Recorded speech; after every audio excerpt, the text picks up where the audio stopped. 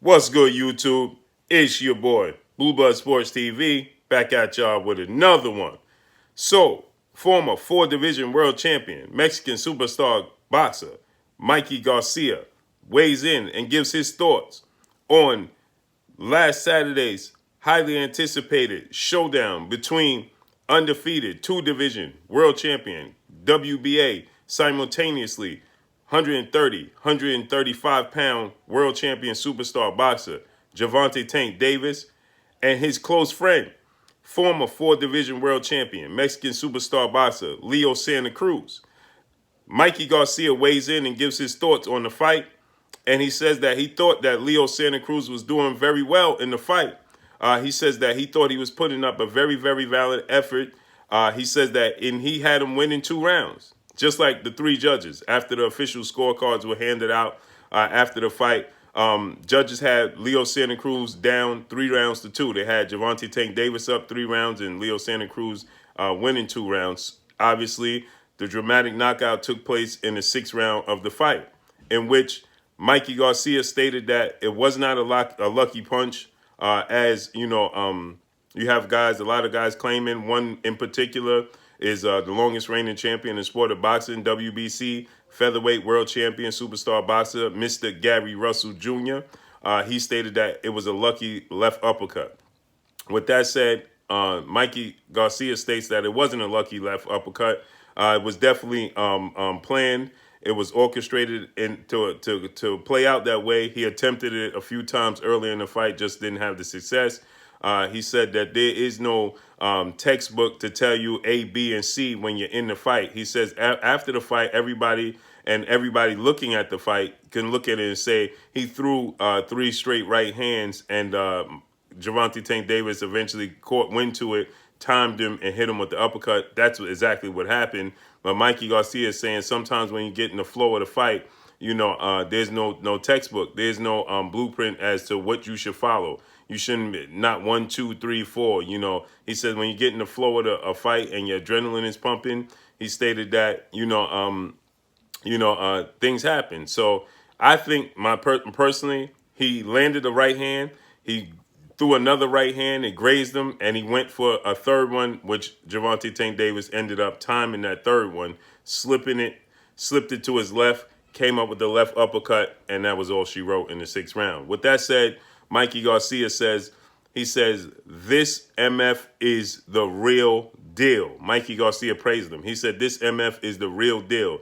If you didn't believe he was the real deal before this, because of the level of opponents, he said, I wasn't one to give him credit because I wasn't in approval of the level of opponents he was facing. We all knew he had the skill set and the talent, but you want to see him step up in the level of competition.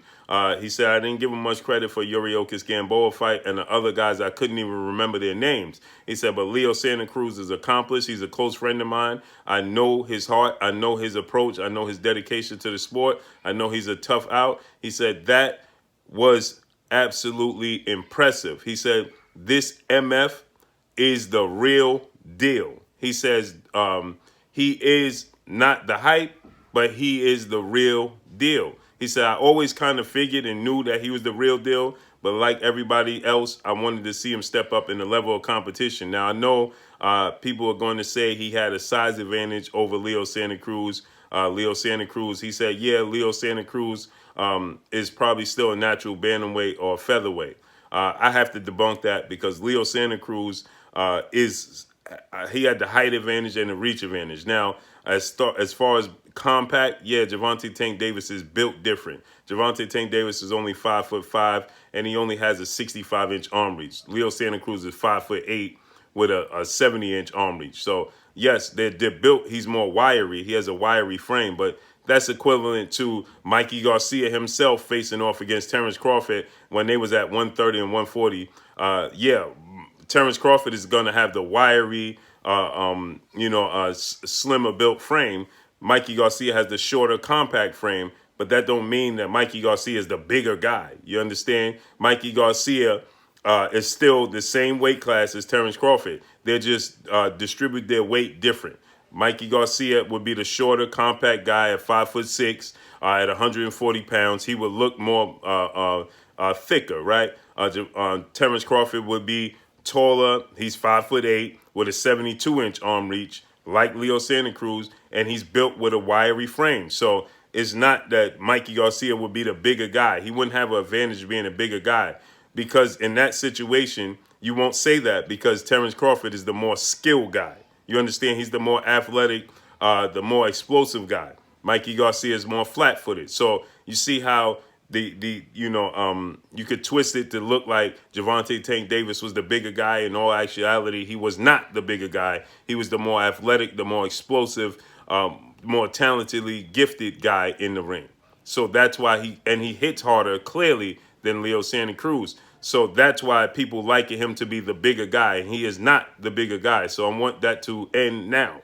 So with that said, Mikey Garcia stated that he believes that Gervonta Tank Davis, out of all of the upcoming superstars in that lightweight division, out of King Ryan Garcia, undefeated lightweight Mexican superstar contender, undefeated WBC lightweight world champion superstar boxer Devin the Dream Haney, and out of and to add on, Gervonta Tank Davis, he stated that Gervonta Tank Davis has the best opportunity to beat and dethrone, he said, who is the king of the lightweight division, undefeated, unified WBA, WBO, IBF, franchise WBC, and Ring Magazine world champion superstar boxer Teofimo Lopez. He says that Gervonta Tank Davis has what it takes to dethrone Teofimo Lopez, and he gives him the best percentage and the best chance to beat him out of the three.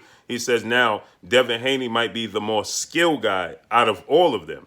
He said Devin Haney is probably the more skilled guy out of all of them, but I just think that Devin Haney needs a little more experience. He needs a little more time to marinate his skills. He needs to be in there with a few more vets and journeymen just to be able to get comfortable in the ring dealing with this level of opposition. So he said if you give Devin Haney a little more time, I like the Gamboa fight. He said I like the Gamboa fight for Devin Haney because he said when you look at Yoriokas Gamboa, he said he's definitely not the guy he was a few years ago, right? He said and he's not at the top of his game. He says, but when you look at Devin Haney versus, Yoriokas Gamboa versus Gervonta Tank Davis, I clearly thought that, Yes, I clearly thought that Gervonta Tank Davis was going to stop Yoriokas Gamboa within 4 rounds. I didn't see Gamboa getting past 4 rounds. He said, but I was shocked.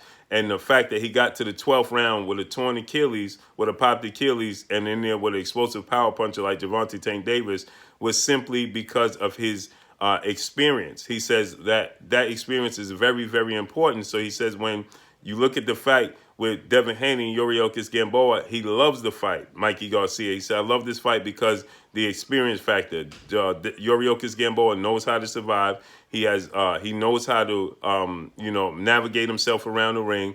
So he says that's a great fight for Devin Haney, and I want to see Devin Haney in more fights like that fight before I see him step up against guys like Teofimo Lopez. So he says right now, I think the more seasoned, the best suited guy to dethrone Teofimo Lopez is Gervonta Tank Davis because that MF is absolutely the real deal. So Mikey Garcia, you see, is praising Gervonta Tank Davis for his talents and for his accomplishments in defeating Leo Santa Cruz.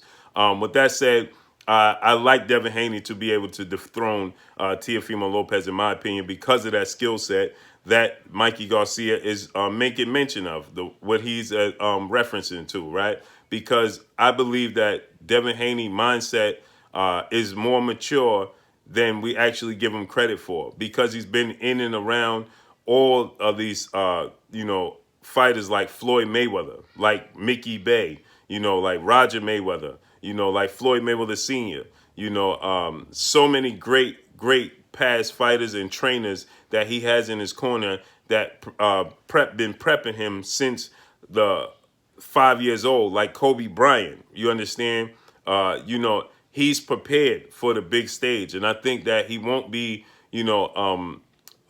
flustered by the big lights, by the moment, by adversity in the ring. I think he knows how to make adjustments. He's very, very confident in himself that he will be able to make the adjustments and be able to deal with what Teofimo Lopez brings to the table. Not to mention he's familiar with Teofimo Lopez, having sparred him a few times, and coming through the amateurs and things of that nature. So I think that his confidence with Teofimo Lopez will see him get past Teofimo Lopez, and the fact that at times Teofimo Lopez can be very flat-footed, and Devin Haney being very fluid on his feet with a beautiful jab and boxing ability, naturally gifted boxer, puts me more in the mindset of Sugar Ray Leonard, with a hint of Floyd Mayweather, more so than Floyd Mayweather with a hint of Sugar Ray Leonard, if that makes sense. So, I think that he definitely has what it takes to dethrone Teofimo Lopez. I think another guy that don't get enough mention, that's because he's still at the lower weight class, but now he's making his debut at 130, is silver medalist, Olympic silver medalist, undefeated, former featherweight WBO world champion superstar boxer Shakur Stevenson. Shakur Stevenson moving up from 126 to 130 now. Hasn't had the signature fight at 130 yet. He's looking to possibly face off against Abner Mares in January. That would be a big fight. And then he's looking to face the winner of Carl Frampton versus Jamel Herring, who are fighting with the WBO title. He is actually the mandatory challenger. Once he fights Abner Mares, I believe in January, if that fight comes to fruition, hopefully, and then he beats the winner of Jamel Herring and Carl Frampton, which I highly expect him to do, then he will have arrived at 130, and then people will be calling for Shakur Stevenson and Gervonta Tank Davis, who Gervonta Tank Davis said he's going to be sticking around 130 for quite some time because that's his best weight until he naturally grows into 135. And then obviously you have Vasil High-Tech Lomachenko, 3-division world champion, former unified lightweight world champion, coming back down to 130 and campaigning in that 130, 135 area. So there's a lot of big fights there. So Shakur Stevenson has the necessary players on the chessboard to build his legacy and be considered more in this conversation because he's considered in the lower weight classes.